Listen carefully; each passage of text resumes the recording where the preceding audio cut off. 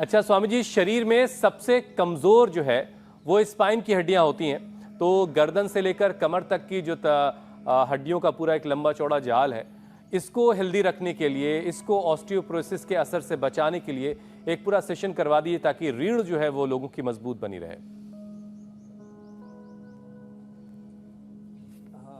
रीढ़ की हड्डी का कई तरह से बोलिए, हमारे परिवार की रीढ़ की हड्डी है, ये देश की रीढ़ की हड्डी है, ये हमारे इकोनॉमी की रीढ़ की हड्डी है, ये एग्रीकल्चर, ये इंडस्ट्री, ये मैन्युफैक्चरिंग, ये अलग अलग प्रकार के इंडस्ट्रियाँ, तो ये हमारे हेल्थ सिस्टम, ये एजुकेशन, ये हमारा रीढ़ की हड्डी है। अपनी रीढ़ की हड्डी भी खराब हो रही है तो ये उष्ट्रासन, अर्धचक्रासन और उल्टे लेट करके जो अभी मैं बता रहा था मकरासन, भुजंगासन, इसके अलावा रोज कम से कम 100 बार दंड लगा ले। जो है मैं रोज कहता हूँ 100 बार कम से कम, या तो भुजंगासन क्या करें, और जवानों को तो 100 बार दंड लगाना है। ऐसे ये हमारे मीनाक्षी जी, ज्योत्सना जी, पूजा जी भी बहुत ज़बरदस्त लगाते हैं। वैसे तो हुसैन भाई भी लगाते हैं, लेकिन इनको जो है योग वाले कार्यक्रम में भी एंकरिंग की भूमिका करनी पड़ती है। तो अमित जी की तरह, हुसैन जी की तरह, ज्योत्सना जी, मीनाक्षी जी, पूजा जी की तरह उनको तो हम करवाते ही रहते हैं। उन्होंने तो अपना अभ्यास ऐसे कर लिया। इसको ऐसे मुट्ठी बांध करके भी किया जाता है, और इसको ऐसे हथेली पर ऐसे रख करके भी किया जाता है। और मैं तो 500 बार करता हूँ गुरुकुल में पढ़ने से ही, ऐसे ऐसे पूरा लंबा लंबा श्वासों के साथ। तो इससे मेरी रीढ़ की हड्डी कम से कम 3-4 बार टूटी फूटी।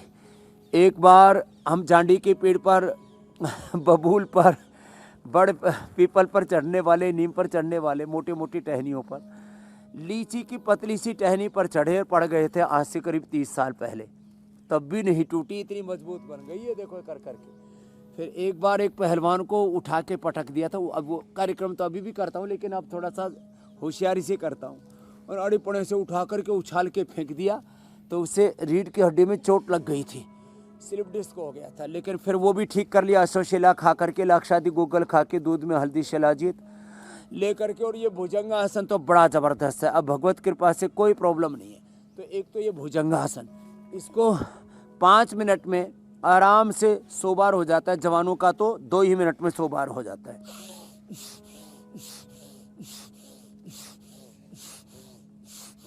ऐसे एक, और ये दूसरा मरकट आसन, इसको भी थोड़ा फास्ट करें।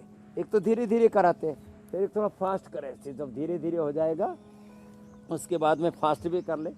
अब ये तो आम तो थोड़े दिन में अब टपक टपक के गिरने वाले हैं। ये चौसा आम है, बड़ा जबरदस्त है, लंगड़ा चौसा।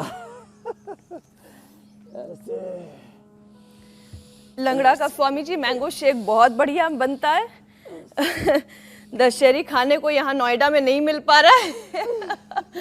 मालदा का इंतजार कर रहे हैं। खैर स्वामी जी, अब कूल्हे की हड्डियों में खून की सप्लाई, बिना केमिकल वाला। हाँ जी, मैं कहती स्वामी जी, अब कूल्हे की हड्डियों की भी बात कर लेते हैं। खून की सप्लाई इसमें प्रॉपर नहीं होती है तो बोन टिश्यूज डेड होने लगते हैं। खून की कमी से हड्डियां भी गलने लगती है। तो ऐसी सिचुएशन को ऑस्टियोनेक्रोसिस कहते हैं। अगर ऐसी सिचुएशन आ जाए तो फिर कूल्हे की हड्डी को तंदुरुस्त बनाने के लिए, मजबूत बनाने के लिए कौन कौन से योगाभ्यास करने चाहिए ताकि ब्लड सर्कुलेशन वहां भी बेहतर बना रहे? मरकटासन के अलावा एक तो ये अर्धहलासन, ये वेट के लिए भी कराते हैं हम, पाद वृत्तासन और द्विचक्रिकासन। और इसमें देखो जिनको ये प्रॉब्लम है ना, एक बार हरिद्वार जरूर आ जाना, पतंजलि वेलनेस में, योगाग्राम निरामयम में। और ये उसमें फिर वात मोक्षण, रक्त मोक्षण जो यहाँ पर चल रहा है ना, ये 3 अभ्यास तो करना ही है। अर्धहलासन, पाद वृत्तासन, एक एक पैर से और दोनों पैरों से। ये वात मोक्षण, ये रक्त मोक्षण, ये श्रृंगी, ये एक्यूप्रेशर, ये एक्यूपंक्चर, ये बहुत ज़बरदस्त चीज़ है। ये ग्रीवा बस्ती, कटी बस्ती, पृष्ठ बस्ती, ये पूरा लीज थेरापी, और ये पोटली मसाज, पत्रपिंड मसाज, फिर बालों का मसाज, स्नेह धारा मसाज, अलग अलग तौर तरीके। ये अंदर के इन्फ्लेमेशन को, अंदर के दर्द को, अंदर के मर्ज को निकाल करके मरीज को 100% हम निरोगी बना देते हैं। तो ये जो अभ्यास हैं, ये घुटने के कुल्ले के लिए बड़े ज़बरदस्त है। किसी को खटपट बहुत बोलती है, जैसे अभ्यास करेंगे तो अंदर से खाट पाट घरड़ घरड़ शुरू हो जाता है। क्यों?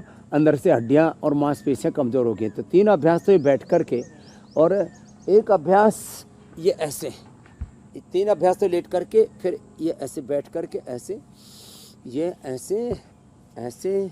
ये मोटापा के लिए अभ्यास बताते बेसिकली, लेकिन ये कुल्ले की हड्डी और रीढ़ की हड्डी का ये जो पूरा जॉइंट है ना, इसको एकदम सक्रिय कर देते हैं, क्रियाशील कर देते हैं। पूरा हड्डियों का metabolism, osteoblast, osteoclast cells, bone formation, bone resorption जब अच्छा हो जाएगा, कैल्शियम भी पूरा मिला,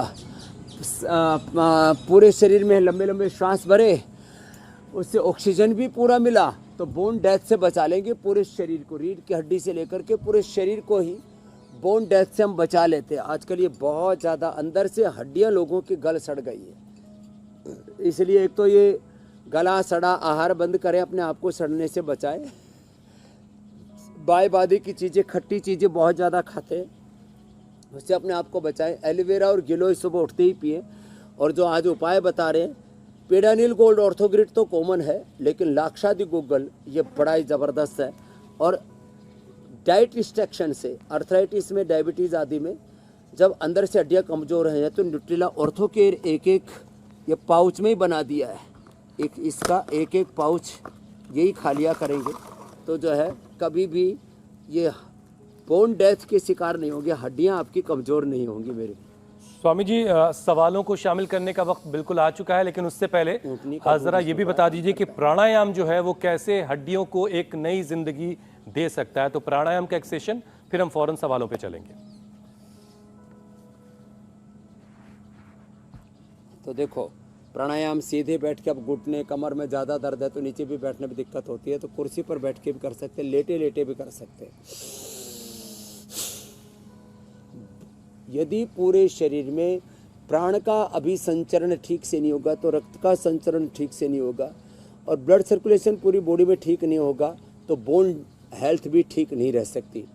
तो पूरा हड्डियों का जो मेटाबॉलिज्म है, जिसके मैं बोल रहा था, ऑस्टोब्लास्ट सेल्स जो नए सेल्स बनाते, पुराने सेल्स को प्रोसेस करने का पूरा एक सेल साइकिल है ना, पूरा उसको रेगुलेट करने के लिए बोन फॉर्मेशन, बोन रिजॉर्प्शन, हड्डियों के पूरे मेटाबॉलिज्म के लिए, और osteoporosis, osteopenia, arthritis, rheumatoid arthritis, फिर एक श्रृंखला है पूरी, उससे बचने के लिए भस्त्रिका,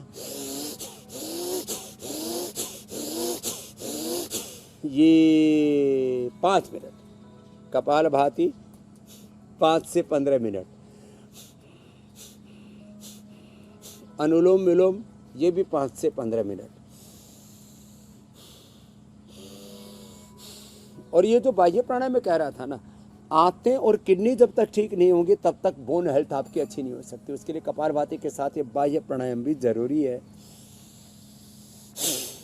3 बंद के साथ, मूल बंद, उद्यान बंद, जालंधर बंद के साथ।